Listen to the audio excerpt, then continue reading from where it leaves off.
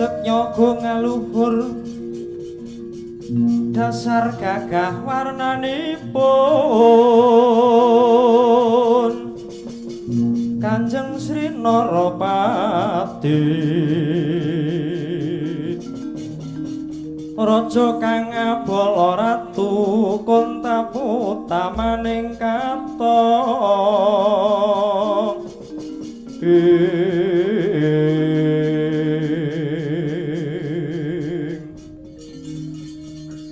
Reca manik jatining alam kang dinuding jagat Yai Hamsa Yai kawula nuwun wonten timbalan ngadhawuh Koko Prabu apa kang wis sarembug ana ing kawuri anggone panjenengan ingsun bakal gawe sesaji konjuk ngarsaning Sang Hyang Kalaludra Dewagu inggih Koko Prabu ngestakaken dawuh sasampunipun sayogi rebakipun prayogi kedahipun lampah kados pundi Koko Prabu ya Yai Ratu kang kinunjara ana cacah 97 jangkepe kurang 3 mula jagat wis kawentar jagat wis keberbeken ratu ing tanah Jawa Kresna Baladewa lan Puntadewa kanggo jangkepe ae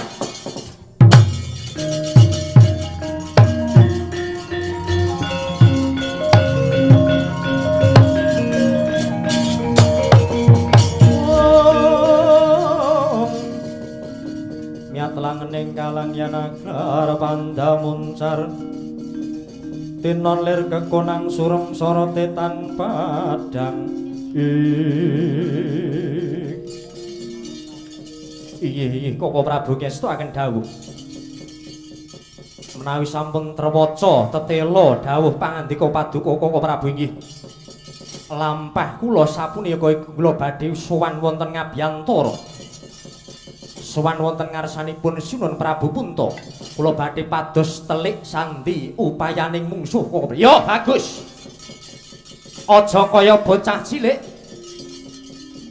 brungkat kimpul gawanen wadya balam ngiras pantes neteri sepira kadigdayane wong tanah Jawa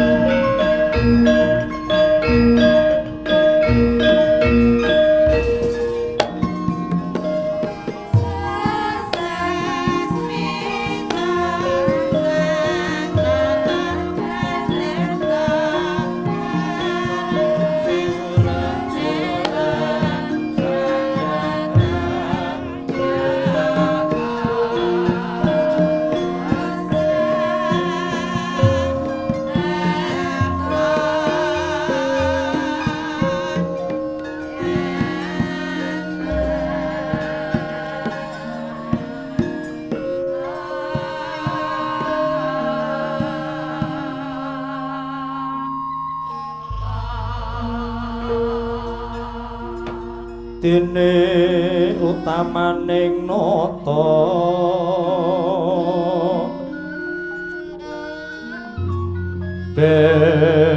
berbuti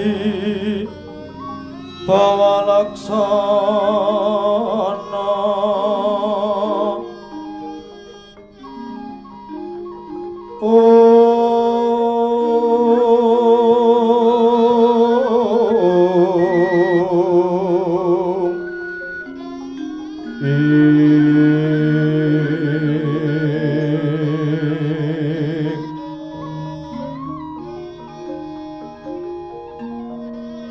lire berbuti mangkono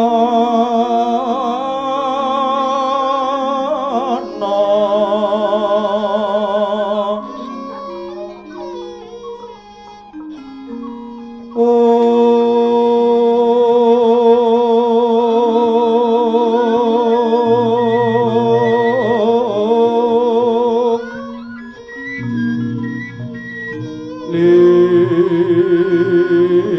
legawa ing driya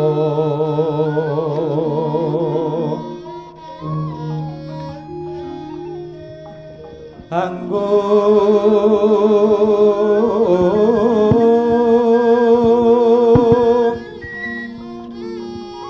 denya paring dana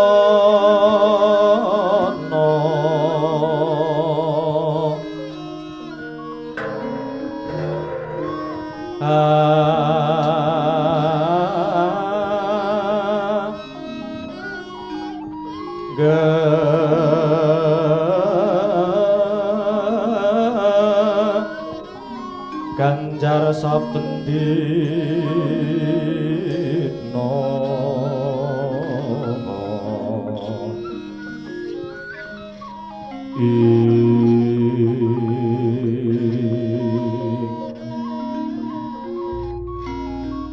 lire kang bawa laksana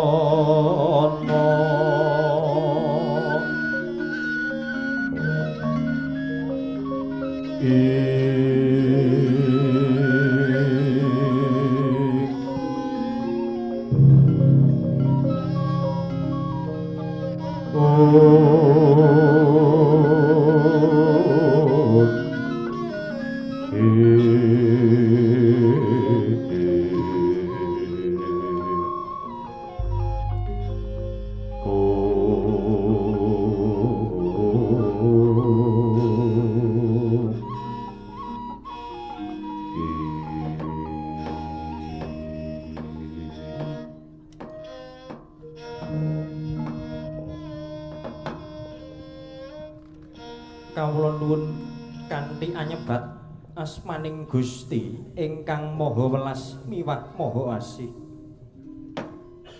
Dahat katedha purbaning Hyang Murbengrat mugi ambabara pepajar mring sagung dumadi duh Koko Prabu.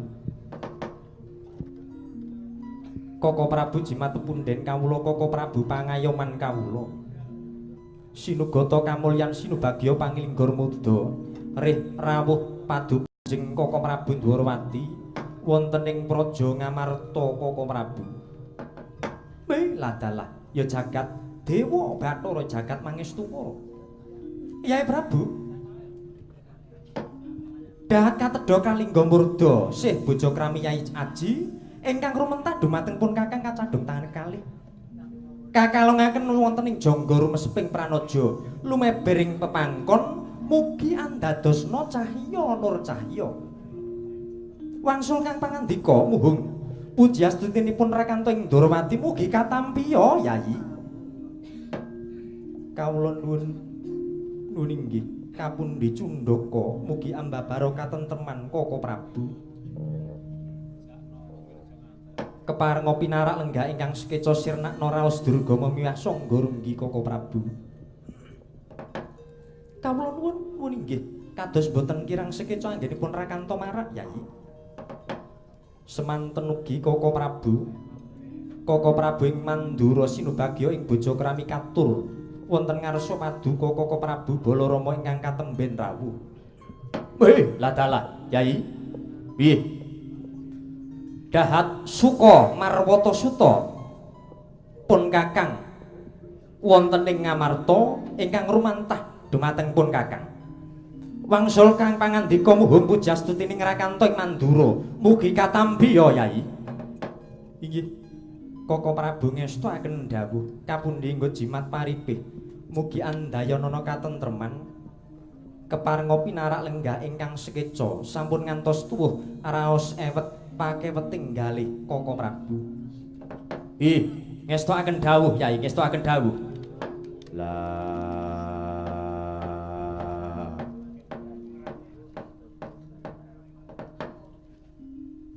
satekane Criteng lan bule kakangku basaku Tampanono.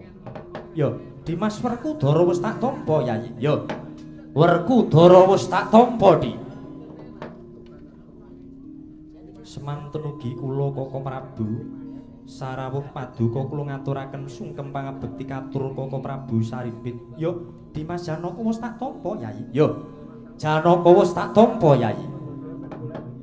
Koko Prabu saestu andadosaken birawaning manah kula ingkang tanpa upami labet rawuh paduka Koko Prabu ing kalenggahan mangke ingkang mekaten diagung pangaksami paduka dene Koko kula lincat saking angger ugering tata krami kanalindran. Ih, awit labet guguping raos kula Koko Prabu nyuwun pangapunten Koko Prabu. Inggih Yai.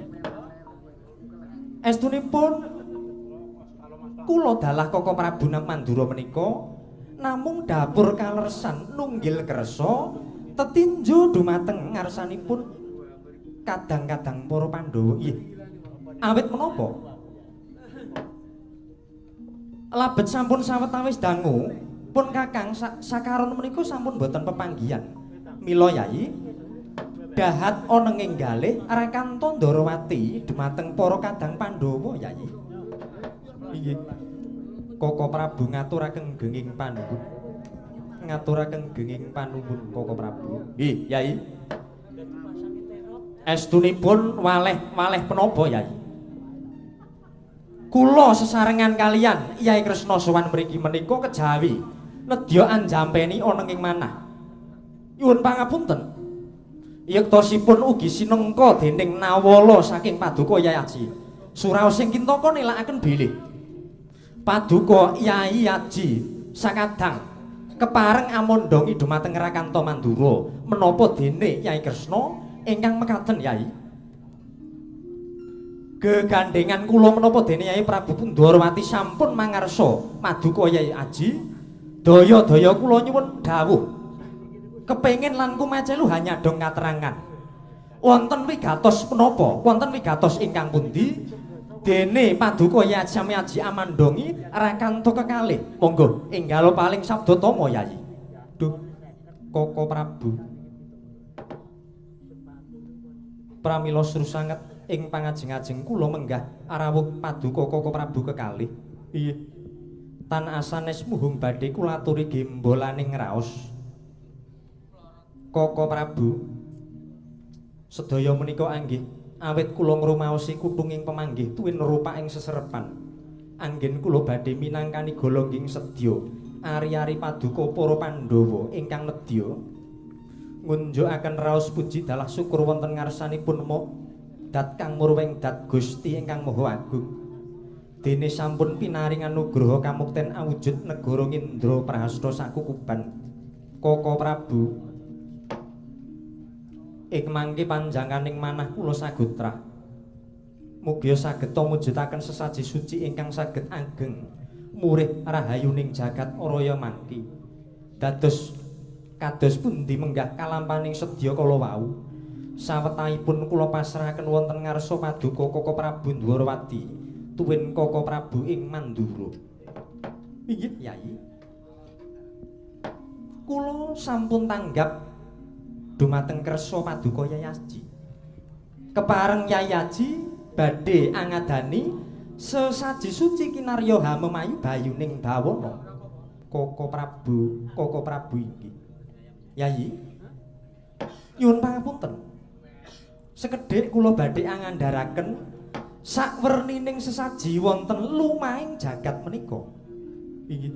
Sumangga sawetahipun Purba Wasisa kula pasrahaken ngarsa paduka Koko Prabu. Yai, saking pangertosanipun Kakang, ing jagat menika wonten cacah 6 wujuding sesaji inggih menika. Sepisan ingkang anama pun sesaji Aswaweda kaping 2 Putra Yatnya, kaping 3 Griya Yatnya, kaping sekawan sesaji Naga. Dene ingkang kaping gangsal inggih menika sesaji Raja Suya. Dene ingkang pungkasan inggih menika pun kawastanan sesaji Ludra. Dene andharanipun mekaten Yai. Aswaweda menika kinarya pratandha sesaji dipun awiti bilih kawiwitan saking ngeculaken turangga ingkang Akusika Seta, tegesipun jaran ingkang wulesipun putih. Ing tembe jaran menika badhe angupadi titising Janmatama. Ing wingkingipun badhe angupadi satriya ingkang gentur tapanipun. Ing benjangipun pinrih ing pangajap badhe dados pangayomanipun tiyang sakbawana Yai. Inggih, Koko Prabu ngaturaken genging panuwun. Lajeng Putra Yatnya inggih menika sesaji ingkang dipun tujukaken dumateng putra-putri wiwit nalika jejabang ngantos maksih wonten guwa garbaning biyung. Ngantos lair dumugining pejah. Dene ingkang angka 3 inggih menika sesaji Griya Yatnya. Sesaji menika minangka srana kawilujenganing bali griya. Liripun sesaji menika dipun wontenaken nalika tiyang badhe amiwiti angedekaken griya. Kalebet uba rampening kadidene ngupadi sumber anduduk sumur miwah anglare toya Yai Prabu. Inggih, Koko Prabu ngaturaken genging panuwun. Dene ingkang sekawan inggih menika pun sesaji naga. Sesaji menika nyuwun pangapunten dereng kalampahan, namung menawi nitik saking kacetha ingkang lontar nelakaken bilih ing benjang turunipun para Pandhawa ingkang kasinungan wahyuning jagat badhe angadani sesaji naga menika Yai. Inggih, ngaturaken genging panuwun Koko Prabu. Salajengipun inggih menika ingkang nama pun sesaji Raja Suya. Sesaji Raja Suya menika sesaji suci ingkang dipun kunjukaken kangge amemule dewaning kabahagiaan kanthi raos pasrah miwah sumarah dumateng purbaning Hyang Manon. Yai, inggih sesaji menika minangka srana nyuwargakaken para luhur. Inggih, sesaji menika ingkang dipun adani dening para raja utawi para narpati ingkang hambek ing budi Yai. Dene wekasan inggih menika pun sebut sesaji Ludra. Nyuwun pangapunten. Sesaji Ludra menika sesaji ingkang kenarya hamemule dewaning Angkara Murka sarta Sengkala nenggih Sang Bathara Kala. Kanthi srana anetesaken rahing manungsa sesaji menika tundhonipun badhe anuntun dumateng karisaan hangge ndong dumateng kamurkan Yai Punta. Hanjrah Kang Puspita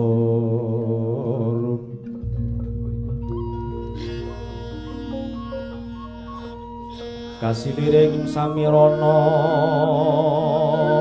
mrih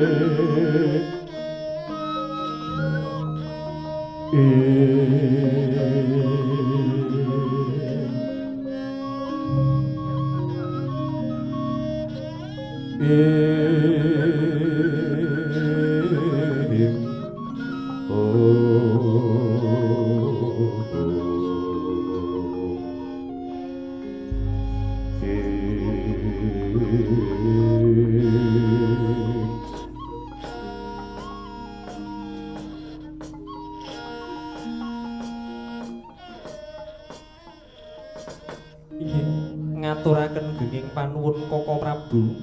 Dene Koko Prabu Ndrawati sampun angandharaken sawernining sesaji wonten lumahing jagat menika, namung nyuwun pangapunten Koko Prabu. Ing antawisipun ingkang paduka ngendikaaken awit purwa madya ngantos wusananipun seperangan sampun golong ing rembag antawasipun urip ari-ari paduka para Pandhawa bilih ing mangke nyuwun pitedah awit golong ing rembag para-para ari para Pandhawa badhe angadani ingkang anamapun sesaji Raja Suya Kaka Prabu. Yayi sampun kula andharaken sesaji awit purwa ngantos wusananipun. Nyuwun pangapunten Yayi. Menawi to Yayi Prabu badhe angadani sesaji Raja Suya, menika wonten tata cara utawi syarat sarana ingkang kedah pun tetepi kalian adi-adi kula para Pandhawa Yayi. Inggih, Kaka Prabu babar pisan kula nyuwun dawuh miwah syarat sarana menapa ingkang kedah dipun tetepi dening ari-ari paduka para Pandhawa Kaka Prabu. Yayi, sepisan menawi yektos adi-adi kula para Pandhawa badhe angadani sesaji Raja Suya ingkang syarat sarana sepisan kedah rinawan Brahmana ingkang gentur tapanipun. Kaka Prabu inggih kaping kalihipun Yayi.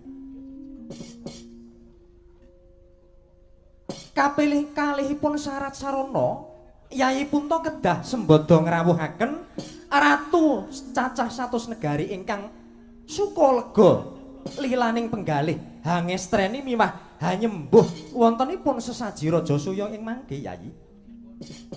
Minggih Kaka Prabu ngestakaken dawuh. Dene syarat ingkang pungkasan inggih menika jangkeping syarat sarana paduka Yayi Aji Kadang kedah ambrasta retuning bumi merjaya ratu ingkang hambek angkara murka Yayi. Kaka Prabu Yayi sami aji kados pundi? Nyuwun pangapunten syarat sarana ingkang sepisan Pandhawa kedah ngrawuhaken Brahmana ingkang gentur tapanipun. Inggih kasinggihan Yayi. Nitik jembaring teba sugihing pasrawungan ari-ari paduka para Pandhawa boten kawratan menawi ngrawuhaken Brahmana ingkang gentur tapanipun. Syukur mangayu bagya Yayi. Kaka Prabu syarat sarana ingkang angka kalih inggih menika Pandhawa kedah ngrawuhaken Raja Nerpati ingkang cacahipun segedhipun cacah 100 ingkang kathih penggalih ingkang lila legawa lan manah ingkang sumarah. Inggih Yayi. Namung nyuwun pangapunten Kaka Prabu. Syarat sarana ingkang pungkasan inggih menika kedah bekakak utawi merjaya ratu ingkang angkara murka. Nyuwun pangapunten. Kula mboten kalampahan nyamaptakaken Raja Nerpati ingkang kaperjaya ing mangke awit menapa Kaka Prabu salamining gesang kula menika mboten kula badhe regeti kanthi kunarpaning asanes Kaka Prabu nyuwun pangapunten. Bima wang-wang kunta kumbul patang gedhe kang sayonggong kara tandang solailir gajah sewu mekto